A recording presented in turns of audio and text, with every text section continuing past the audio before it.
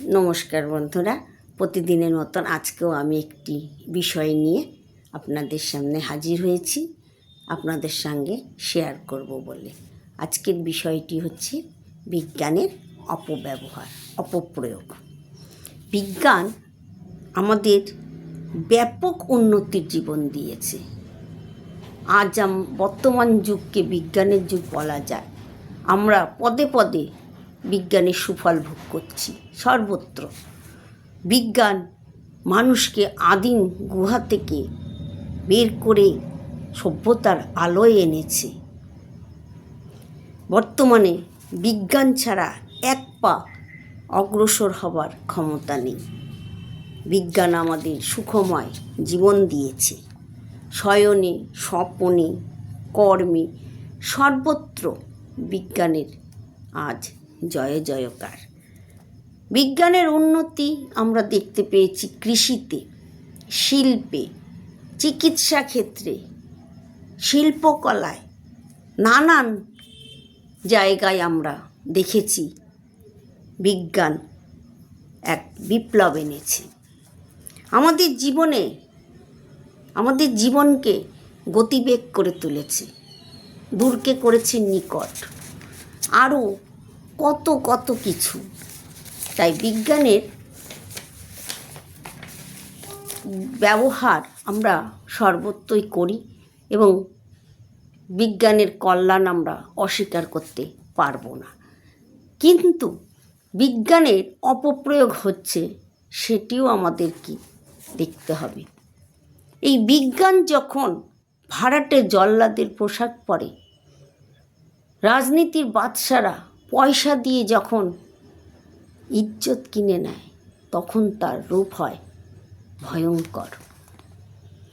তখন সে হারিয়ে ফেলে তার কল্যাণ মূর্তি। জীবনের বিপরীতে দাঁড়িয়ে বিজ্ঞান তখন রক্তলোলুপ।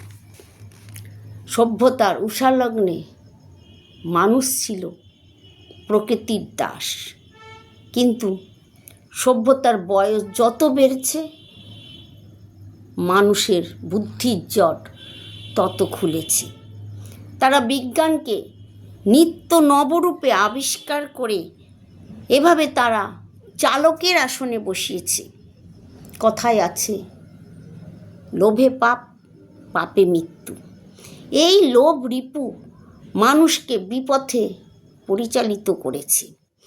কর্তৃত্ব করার লোভ, ক্ষমতার লোভ, গ্রাস করার লোভ নিয়ত তাকে তাড়িয়ে বেরিয়েছে। বিজ্ঞানের সাহায্যে অত্যাধুনিক যন্ত্র, অস্ত্র সম্ভারে সজ্জিত হয়েছে। দিকে দিকে আজ কালো রক্তের নিশান। বিপর্যয় নেমেছে পৃথিবীর বুকে। পৃথিবীর সকল প্রান্তে আজ যুদ্ধের দামামা বাজছে।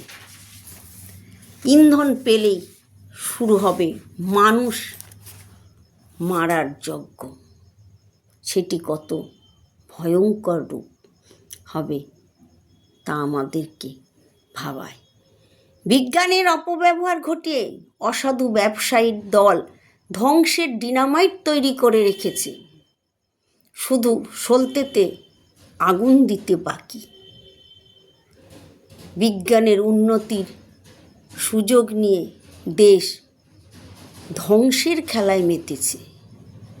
তৈরি করেছে পরমাণুর মতো বোমা, নিমেষে একটি দেশকে ধ্বংস করে দিতে পারে। হাজার উপকার সত্ত্বেও সামান্য ভুলের জন্য বিজ্ঞানের সমস্ত অবদান আজ আমাদের কাছে ম্লান ও নিষ্প্রভ হয়ে পড়েছে। ধন্যবাদ বন্ধুরা। বিষয়টি ভালো লাগলে একটি সাবস্ক্রাইব করবেন, কমেন্ট করবেন, ভুল ত্রুটি মার্জনা করবেন। নমস্কার।